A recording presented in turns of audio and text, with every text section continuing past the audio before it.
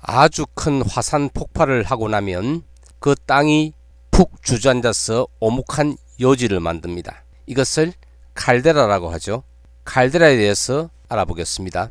안녕하십니까, 도를 아십니까 입니다. 우리나라에는 칼데라가 백두산 천지에 있다고 알려져 있죠. 중생대에는 우리나라에 지금보다 훨씬 많은 칼데라가 있었습니다. 현재의 칼데라는 지반이 북락한 구조를 바로 볼 수가 있지만은 과거 지질시대의 칼데라는 그런 구조가 지형적으로 나타나지 않는 경우가 대부분입니다. 그래서 이를 알기 위해서는 그 내부의 지질 구조를 함께 알아야만 됩니다. 그런데 암석마다 풍화 침식 정도가 달라가지고 과거의 그 지형 모습이 그대로 남아있지 않는 경우가 많습니다. 특히 우리나라의 중생대 백악기에 생성된 그런 칼데라는 더욱 그렇습니다.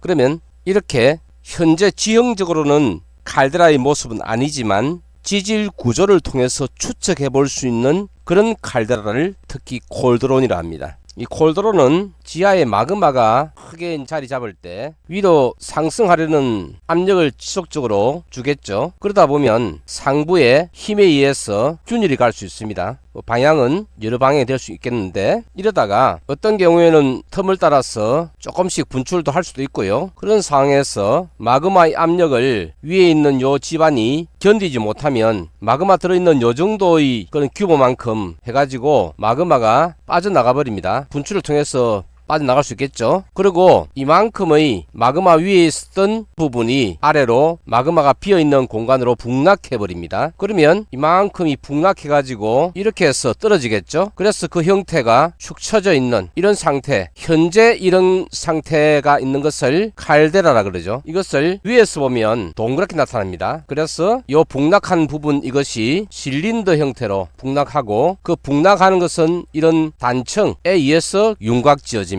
그래서 위에서 보면은 동그란 형태의 단층이죠. 그래서 링 폴트랍니다. 환상 단층. 자, 이런 환상 단층에 뒤에 이어서 올라오는 마그마가 다시 자리 잡는다거나, 또는 이 처음에 빠져나가지 않고 잔류했던 마그마가 여기 있다면 북락한 요 덩어리로는 빠져나가지 못하지만은 단층을 통해서는 쉽게 이동을 할 수 있게 됩니다. 그래서 이 환상 단층을 따라 가지고 동그랗게 이런 암맥이 형성될 수 있습니다. 이런 암맥을 링 다이크라죠. 환상 암맥입니다. 이렇게 북락한 칼데라의 아랫부분에 잔류하는 마그마가 있다든지, 또는 새로 공급되는 마그마가 생성된다든지 하면 일단 밑에 이게 고입니다. 이런 고인 상태에서 틈새를 따라서도 올라갈 수 있지만은 가운데 부분으로도 이 북락된 블록을 밀죠. 그래서 이 가운데 부분은 다시 볼록하게 위로 솟아요. 이렇게 위로 올라가는 형태의 콜드론을 리서전트 콜드론, 재상승 콜드론이라 합니다.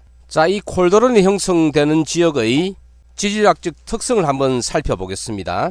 자, 이렇게 형성된 콜드론의 주요 영역을 보면 푸르게 되어 있는 이 부분은 이 지역의 원래 암석이죠. 그러니까 바깥 부분하고 안쪽에 있는 북락한 부분은 원암이니까 이것이 화성암일 수도 있고 퇴적암일 수도 있고 변성암일 수도 있습니다. 여기하고 여기는. 그런데 맥으로 나타난 이 부분은 환상의 암맥으로 화성암이죠. 화성암인데 약간 반심성암이라든지 혹은 심성암이 될 수 있습니다. 그리고 이 밑에 뿌리 부분, 이 부분도 화성암이죠. 심성암으로 나타나겠죠. 그런데 이렇게 콜드론을 만드는 이 마그마 성분은 대개 유문암질입니다. 또는 화강암질이죠. 그래서 생성되는 심성암은 화강암이 되겠고, 반심성암이나 심성암, 여기도 물론 화강 반암이라든지 유문 반암으로 나타납니다. 이것은 이제 단면에서 본 모습이고, 그 위에서 본다면 어떤 모습일까요?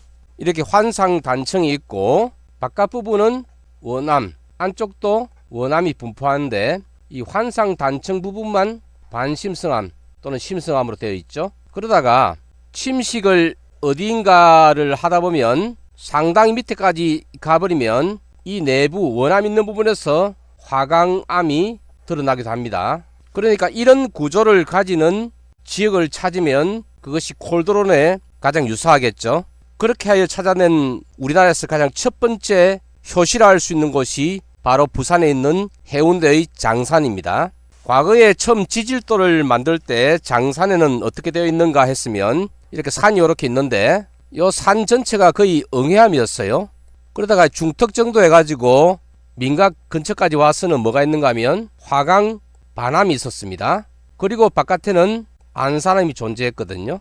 이 분포를 가지고 해석한 과거의 단면도는요, 분포를 보면 고리 모양으로 화강 반암이고 바깥에는 안산암이고 안쪽은 응해암이죠. 자, 그러면 이거를 어떻게 해석할 것인가? 1982년에 장산 이 논문이 나오기 전까지는 이 장산에 대한 연구는 지질도폭에서만 있었습니다. 지질도에서는 이렇게 해석하고 있습니다. 안산암 위에 화강 반암이 청상으로 이렇게 끼고 그리고 그 위에 응해암이 있다는 것이었죠. 이 해석에서 가장 문제점은 화강 반암입니다. 물론 화강 반암은 틈새를 따라서 관입을 하여서 생성될 수 있는 암석이긴 하지만 어떻게 이렇게 두꺼운 것이 청으로만 쫙 깔리냐 하는 것이죠. 그래서 이것을 재해석을 한 겁니다. 어떻게? 이 화강 반암이 이렇게 수직으로 들어와서 관입을 했다 하면 해결되죠. 간단하게. 그러면 산의 요만큼 이거 전체가 이 블록이 모두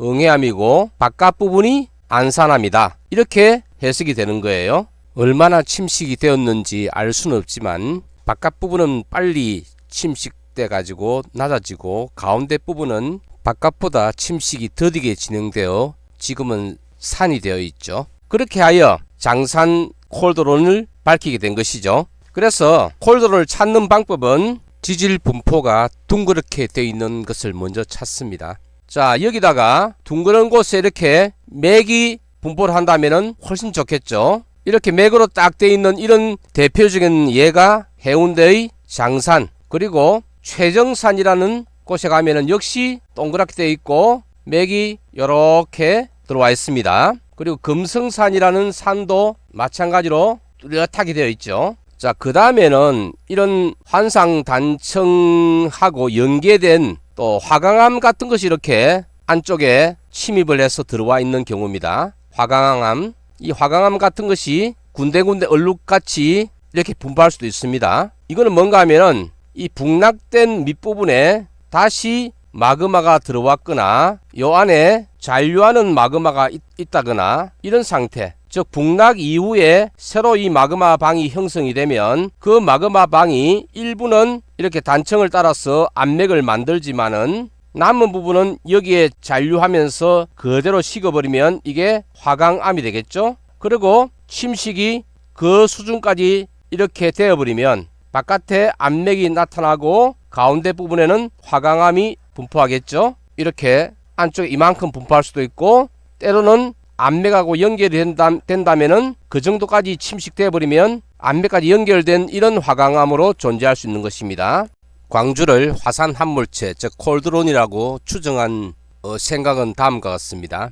일단은 광주 근처의 지질도를 여러 장 연결시켜 가지고 보았더니만 뭔가 둥그런 형태로 광주를 삥 둘러싼 것 같은 느낌을 먼저 받습니다. 그리고 바깥에 있는 암석청들은 선캄브리아 시대나 고생대 청들이 대부분인데 이 광주 안에 있는 이 부분은 거의 다 중생대 백악기의 암석이었습니다. 시대적으로 바깥과 안쪽이 차이가 난다는 점이 참 이상하죠. 뭔가 저 안쪽만의 지질 역사가 규명되어야 할 것 같아 보였습니다. 이제 표시를 해보면 지금 청색으로 삥 둘러치진 이 부분들이 중생대 백악기의 암석으로 구성하고 있는 암석이 안산암, 다음 응해암, 이런 식으로 화산에 관련된 암석이었습니다. 다음에 안쪽에 붉게 그려진 부분은 화강암인데 지질도상에서는 중생대 주락이라고 되어 있습니다. 바깥 부분에 나타나는 화강암은 편상 화강암이라 하여 시대 미상으로 나와 있습니다. 그리고 또 바깥 부분에 나타나는 화강암지람은 화강편마암이 성캄브리아 시대의 암석으로 나타납니다. 자, 이제는 단청 혹은 추정 단청을 한번 표시를 해보겠습니다. 노란색으로 표시를 할 건데요. 단청은 현재의 지형과도 많이 연관이 되는데요. 광주를 삥 둘러서 도로망도 둥글게 나 있습니다. 단청에 인하여 또 하나 주목할 점은 윗부분에 화강 반암이 나타난다는 것입니다. 이 정도의 근거만으로도 광주가 화산 함몰체에 있다는 가정을 하기에 충분하였죠. 초기 조사에는 제가 참여했지만은 이후 조사에는 제가 군대 생활하는 때라서 이후 조사 연구에는 참여하지 못했습니다. 제가 군대에 있던 88년에 광주가 화산 함몰체라는 것이 논문으로 발표되었습니다. 오늘은 콜드론과 광주 화산 함몰체 발견에 대한 이야기를 하였습니다.